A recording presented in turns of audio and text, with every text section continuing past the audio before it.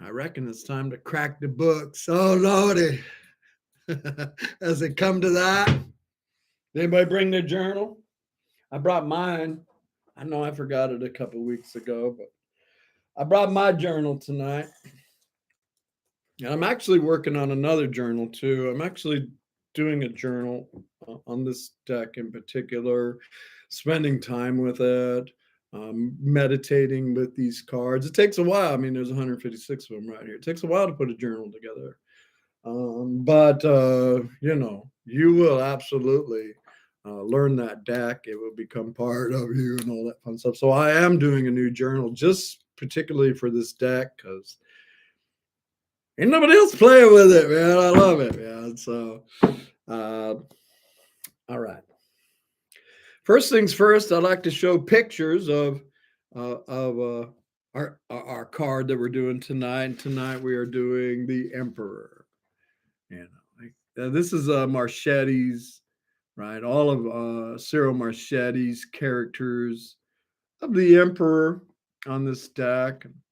The Emperor can be quite stern, masculine energy, can be overbearing to a certain extent, but can be quite balanced too. And as I read through the books right here tonight, you'll see a nice balance in the Emperor. Gorgeous stuff right here. Let's set this up right here where everybody can see it while we chat.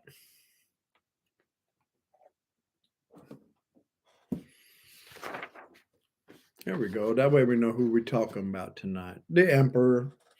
Gotta love it. This is Shadowscapes, a big, beautiful book of the Shadowscapes, which is just too little. This book is too big. I don't want to cut this book up anyway. You can't get it anymore. Tempted to cut it up, though. That is the Shadows. The Shadowscape Emperor. I love him. He's amazing in this deck right here. Not overbearing, not over the top, but definitely regal, royalty. All of that is definitely represented by this character right here. I just love the representations that this deck has.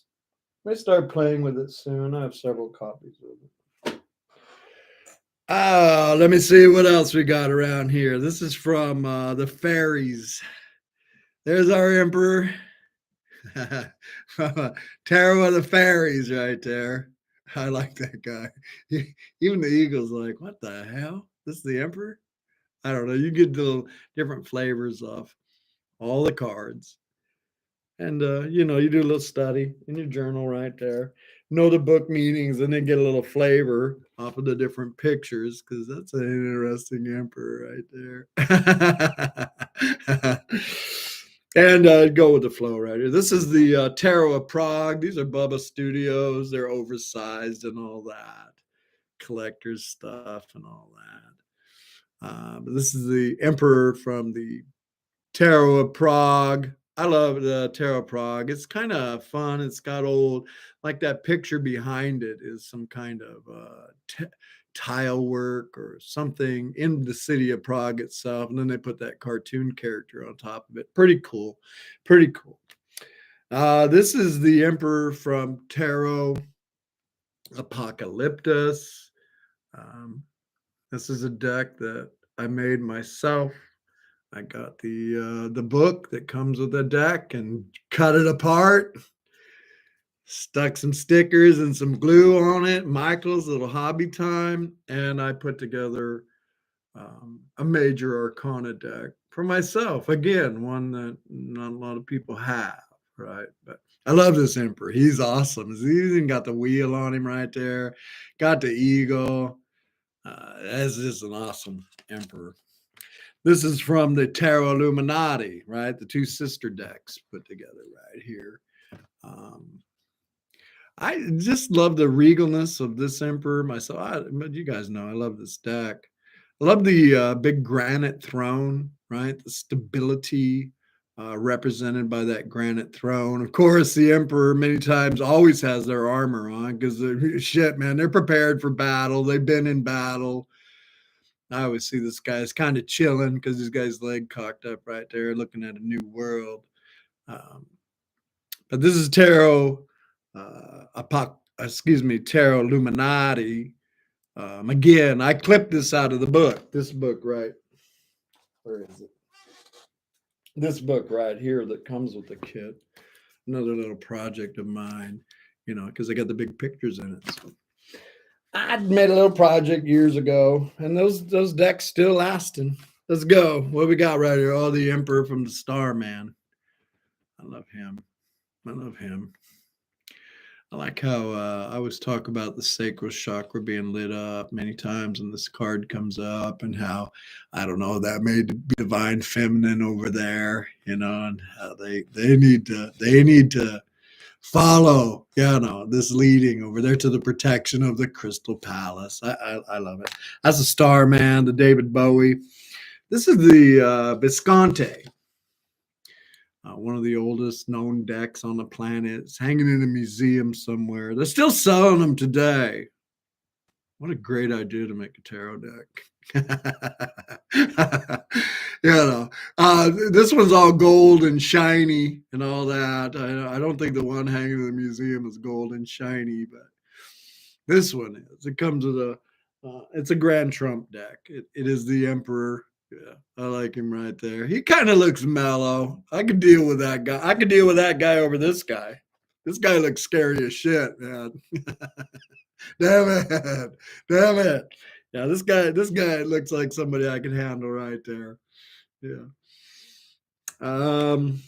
This is the Emperor, a very traditional Emperor. What's the name of this thing? Oh, the Universal Tarot. Right, very traditional, universal, Rider-Waite style. I don't know how I would read him. Very traditional is how I would read him. This is what is this thing called? The Art Nouveau. This is the Grand Trump Emperor from the Art Nouveau. He's cool, kind of like rocking like Apollo or something. I don't know. He's pretty mellow. I like him. He's cool. And of course, my newest one right here, right? Pencil drawn one. That's a nice Emperor. I like him. Upright, stable. It reads a nice Emperor right there. Now, something about these symbols right here. The sphere. And of course, the staff. And they still do this these days. When they, I don't know, wherever they got kings and queens, right? For whatever reason. They give them this little sphere, and they give them the little, or the scepter right there. It's like supposed to mean that they have the authority from God, they self, to be in the position that they are at. That's just crazy shit. I want you to know that you have this in your hand, and you have this staff in your hand, and you have authority from God. Yeah. Anyway, just figured I'd throw that out about that Emperor right there. All those, I don't know, all those monarchies. What? Anyway, let's do it. Let's see what the books have to say. Tonight I will be sharing with the Tarot Fundamentals. It's a Los Cabero book. There's 3 of these. Of course, who is this? Kim Huggins and Eric Dunn, Tarot Illuminati. But Kim Huggins wrote some poems that are in this book right here. It's like the Emperor card talking to us. I will share from the Magical Course in Tarot by Michelle Morgan. I think the descriptions in this book are extraordinarily good descriptions of the cards. I will share that with you tonight. And of course, I will be sharing out of my journal. Nice thing about this is BB takes these and puts them together for us. A little shorter, just with the teachings. You can come back and look at them anytime and all that fun stuff. All right, let's do it. Let's start with Tarot Fundamentals. See what they got to say about the Emperor. I'm sure they got big words in here, so thanks for dealing with me, huh? Says the Emperor. The Emperor represents the idea of government, the presence of authority, and a beneficial higher power. He suggests forcible acts through intermediates and subordinates. That means the emperor just speaks and people move.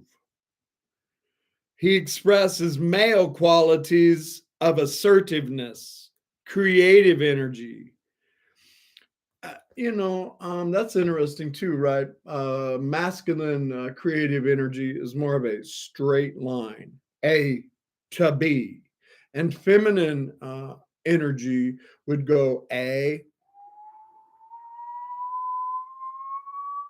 B, but there would be a straight line, but much more creative flow, where masculine energies go bam, feminine energy goes, it builds, bam. Anyway, I hope you got something out of that. The emperor is the ultimate parental figure, the father type, the father archetype. In society, he is a civil or military authority, an administrator, a guardian. The emperor reflects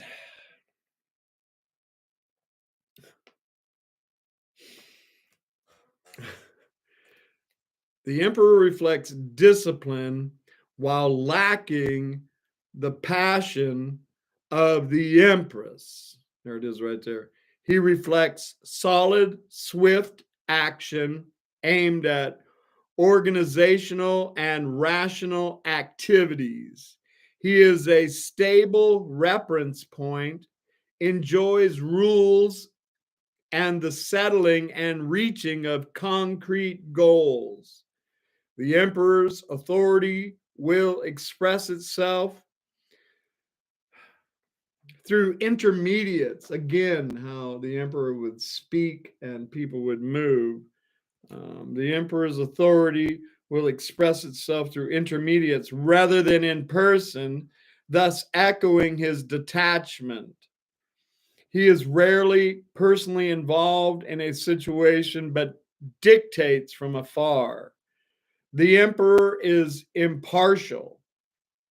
He is the pure expression of masculinity. His authority extends through the material realm, while the spiritual realm belongs to the Pope or the Hierophant. Now, that was extremely stern,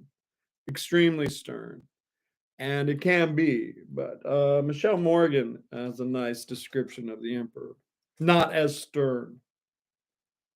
When the emperor speaks to you, he says, I am the part of you creating habits, patterns, and learned behavior. Together we form opinions of the world and express our knowledge. I power your decisions, values, and judgments. I am the part of you that orders the world. I give shape and form to otherwise unruly existence. And that is good. I'm going to read that again. I give shape and form to otherwise unruly existence. I am you. Together we manifest solid change. Now that's definitely stern, I would say, huh? Let's see what Michelle Morgan says. She mellows it out a little bit. The Emperor, number 4. The Emperor defines leadership, fearless and visionary. His path is a noble one, seeking enlightenment and the good of all above his own. See, this is different kind of flavor right here. He is the champion who lifts his sword not for the taste of blood or victory, but to redress the suffering of a comrade. This is the warrior who maps the battlefield, plans the strategies, organizes the ranks, and then prays with and comforts the soldiers before the charge. Or excuse me, it says before fronting the charge. With this card, you experience forced With this card, you experience force tempered with compassion. That's really good. Force tempered with compassion. Power born of integrity, and strength and authority without conceit. You know, that wasn't spoke about in here at all. Um, this is the first nature of power and the totem of true mastery. I like that. I think that brought nice balance to the emperor. Right. Let's go. Here we go. Traditional interpretations of the emperor, if they show up on your spread in the upright position. You can talk about leadership, a strict disciplinarian, rigid control, concrete stability, results in actions and the fruits of your labor, a powerful ally, father or father figure setting boundaries and defending them. Oh, I like all that. Traditional upright. See what Kim Huggins wrote about the emperor.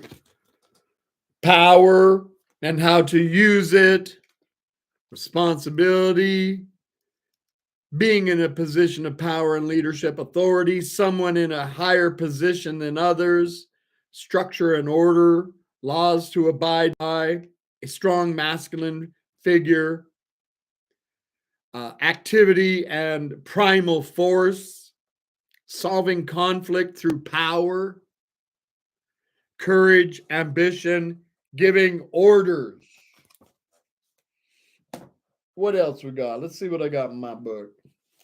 Traditional meanings for the emperor in the upright position on your tarot spread. Authority and power, being in a respected position, being in a position to have influence over others, domination, rulership, owning one's power. I like that. And that's how I often see that too, right?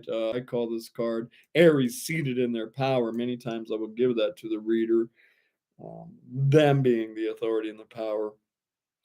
Typically masculine traits, aggression as a means to an end. Oh, shit. An active approach. I like that. An active approach to a situation, ambition and goals, parenthood, specifically fatherhood, a declaration of ownership, rulership, or power, responsibility. All right. A couple of traditional interpretations for reversed emperor. Sudden shock, relinquishing power, loss of control and temper, loss of possessions, confusion on how to proceed forward, an authority figure spinning out of control,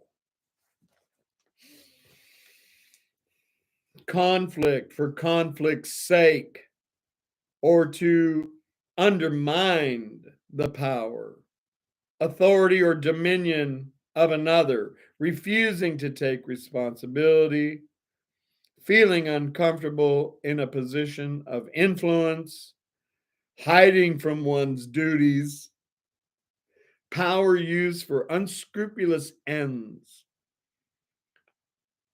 a destructive influence. Okay. yeah.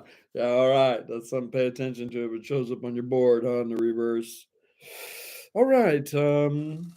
Let's see. Where am I at? I think I'm up to just some keywords, some buzzwords. I just like go through these. Just you can pause it and all that kind of stuff. Let's read some keywords and some buzzwords. I like to write on my tarot decks myself.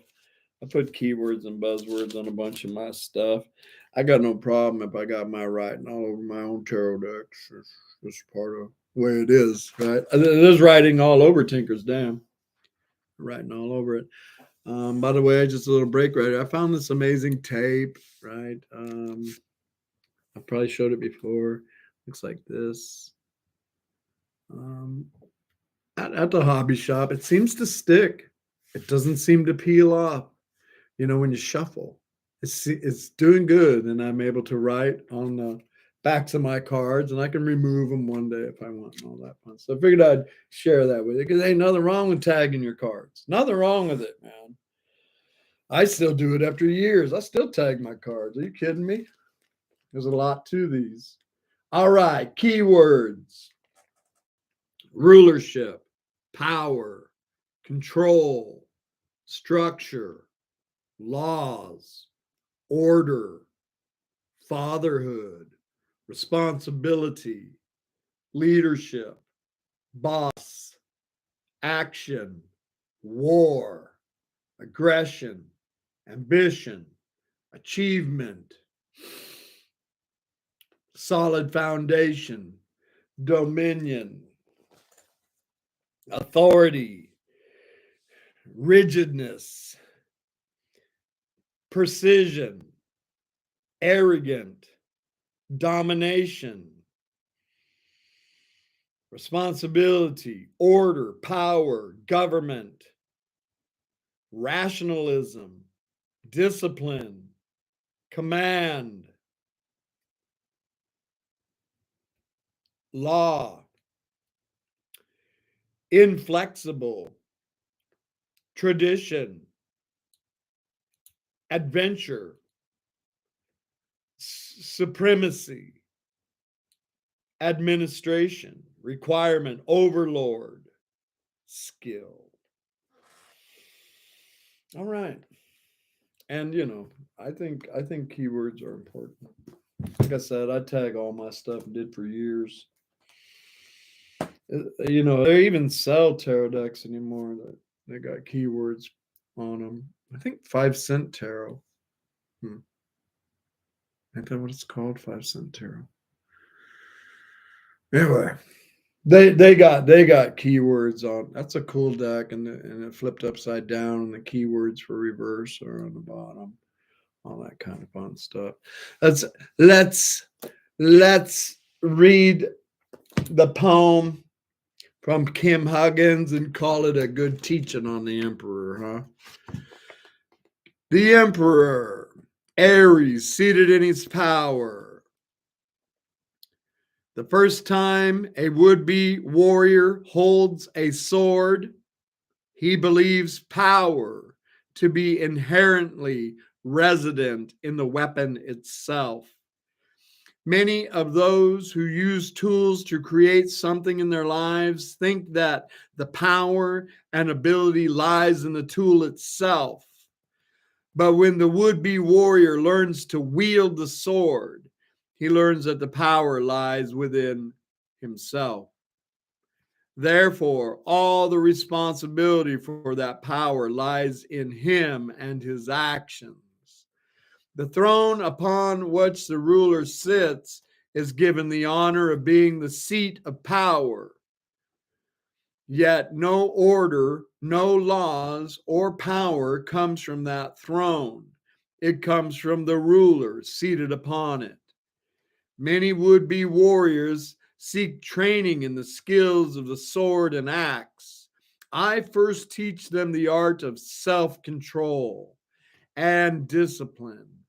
Because how can you act with responsibility and the whole weight of your power if you do not understand what it is to give order to something? I am the man of war that can teach you to own your power, teach you to act in this world with precision, courage, force, and ambition. I am the armored Sun King who does not fight or seek conflict. Conflict demonstrates power. Conflict demonstrates power imbalance and the desire for power. Power is never to be the goal, but a resource within you that you can access if you understand order and responsibility. The Emperor, Aries, seated in his power. Love it, love it, love it.